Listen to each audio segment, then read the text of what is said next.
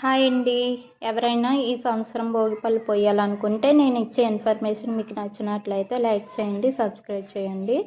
ముందుగా మనం భోగిపళ్ళు పొయ్యాలనుకునే బాబుని నీట్గా స్నానం చేసి సాయంత్రం దేవుడి దగ్గర దీపం పెట్టుకొని వాళ్ళకి వేరేగా 2 చైర్స్ అంటే ఇద్దరు బాబు పాప ఉన్నారు కాబట్టి వాళ్ళిద్దరికీ 3 ఇయర్స్ అండ్ 5 ఇయర్స్ అనమాట. ప్రతి ఇయర్ చేస్తున్నా, అందుకని మీకు ఈ ఇన్ఫర్మేషన్ ఇవ్వగలుగుతున్నా అనమాట. బంతి రెక్కలు, ఇంకా అదే బంతిపూలు, రాగి నాణ్యాలు లేదా ఇత్తడి నాణ్యాలు మనకైతే ఇప్పుడు దొరకవు కాబట్టి అవి వేయలేదు.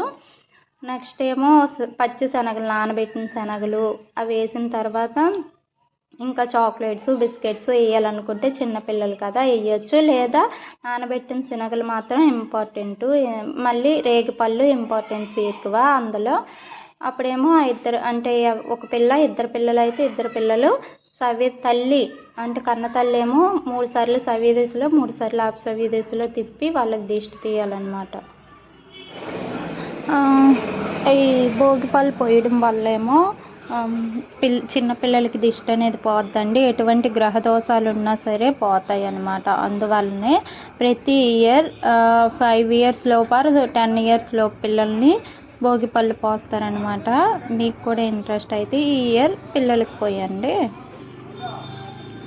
నెక్స్ట్ మనము ఎవరైనా బయట అంటే ముత్తైదువులను పిలిచి పలదానం ఇవ్వాలనుకుంటే ఇవ్వచ్చు, లేదా మనం అంటే ఇస్తే మంచిదంట. ఏదైనా గ్రహ అంటే దోషాలు ఉంటే పోతాయి అన్నమాట. నెక్స్ట్ వాళ్ళు వస్తారు కదండి ముత్తైదువులు, వాళ్ళ చేత కూడా ఈ భోగిపళ్ళను పోయించాలన్నమాట పిల్లల పైన.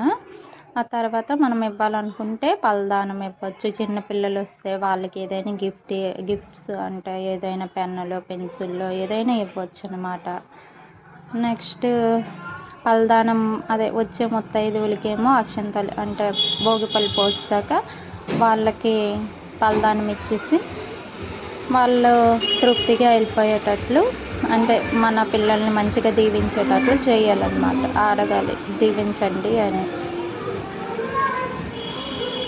ఆ తర్వాత వాళ్ళందరూ వెళ్ళిపోయిన తర్వాత దిష్టి తీయాలన్నమాట ఇద్దరు పిల్లల్ని. నేను ఆ పళ్ళు ఉన్నప్పుడే దిష్టి తీయాలి, కానీ దిష్టి తీయడం మర్చిపోయాను అనమాట. దిష్టి అంటే అదే హారతి ఇవ్వడం అనమాట.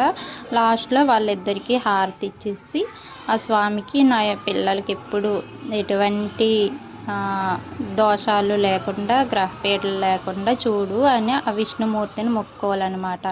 ఈ బదరీ వనంలోనే విష్ణుమూర్తి ఉంటారంట.